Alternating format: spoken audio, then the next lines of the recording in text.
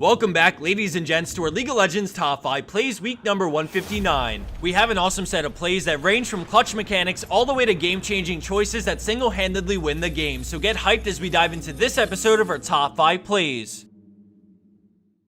Kickstarting this episode off, we have a short outplay by Phantomles on Zed. At the start, we see the enemy Lux land a binding, but she gets scared off by the threat of Zed swapping into his ultimate and backs off. We see the pony moving in with his ult, but Zed outplays and swaps with the shadow straight into his ultimate to negate the damage from devastating charge. He then backs off as Cho'Gath comes in with Rupture as the tower, Deathmark, and Shurikens finish him off for the kill.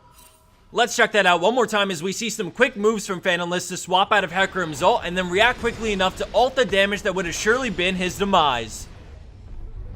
Coming in at our number 4 play, we have PoppySwoppy with a huge play on support Alistar. At the start, we notice a few things. Blue team is down on gold, and with their jungler dead and a Teemo on the enemy team, the majority of his team decide to give up Baron. But not this bull. He sees them doing Baron with a ward and decides to move in, but LeBlanc gets the jump on him, landing most of her combo, but he unexpectedly turns around with a beautiful WQ combo and Ignite, turning the tables for the kill. The enemy team springs into action as he waits as long as he can before popping his ultimate to bait massive cooldowns as his team comes running in with Sivir. An amazing 3-man pulverize sets his team up for an easy teamfight, and with barely any cooldowns left, the enemy team gets crushed in a matter of seconds. In addition to knowing his champion's limits, what makes this play extraordinary is that he, out of everyone on his team, fearlessly made a play to stop the free Baron while picking up a solo kill. He went through a field that could have been laced with mushrooms, got a kill, ate a ton of cooldowns up, and it pays off as they get Baron now and win the game shortly after.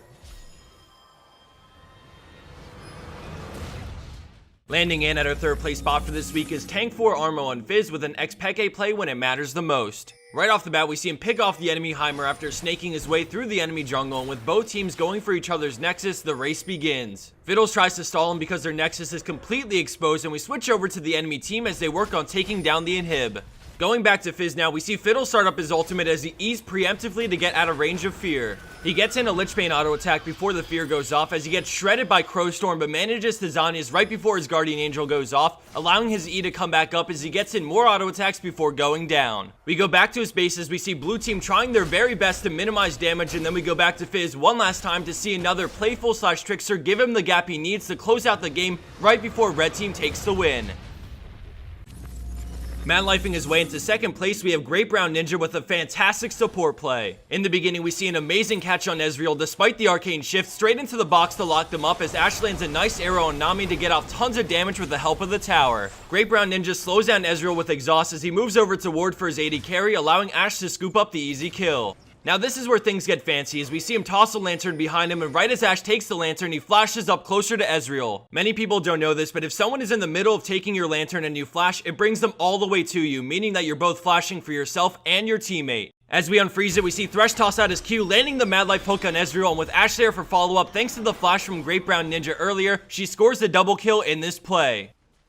And for our number 1 pro play for this week, we have EvilOnion on Sivir, and I wanted to give a huge shout out to her support in this play for making it happen. As they push the tier 2 tower in bot lane, we see Pantheon come crashing down as they use Sivir's ultimate to run in between the 2 towers. By now we start to see more enemy players headed their way, so they back off and start clearing the wave as Blitzcrank comes wobbling in, going straight after Sivir. With perfect timing, she spell shields the knockup from his E, and now we look at Thresh to see a godly flay to shut down Pantheon mid-air. Sivir kites back through the box, and as they all close in on her for the kill, we see Thresh slip out and use his lantern, which shields her on her way out, allowing her to survive. Pantheon flashes to try and spear, but she's just out of range, and then we see Thresh turn, risking his life for the flay. Then we see a great dodge on the hook from Blitzcrank as Thresh runs up to the wall, flashing over it straight into Lucian, but he mans up and actually turns with his Q, landing it as the fight erupts. As the rest of this plays on, we see Red team come out victorious and pick up quite a few more kills, resulting in the end at a 2-for-0 exchange despite the play starting out horrendously. Again, I wanted to give a huge shout out to Major Duty on Thresh for making this play happen.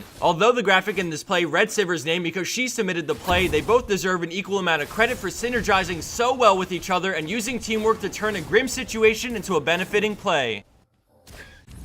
And for the bonus clip of the week, we have an extremely thrilling play by Bodytaker on Thresh. Although this play could easily be somewhere in the top 5, we found it best to highlight it as a bonus clip because it's pretty drawn out and has a really great ending. So I hope you guys love it and have a great laugh as Body Taker outplays to claim another body. As a final mention, we also realized that this week's episodes have had a lot of Thresh in them. Recently, he's popped up a lot more than usual in our submissions, and I wanted to let you guys know that in next week's episodes, we'll try our best to hang on to any Thresh plays we receive until a different week. Thanks everyone for watching. I hope you guys have a great weekend, and I look forward to seeing you back here next week for episode 160 of our League of Legends Top 5 Plays.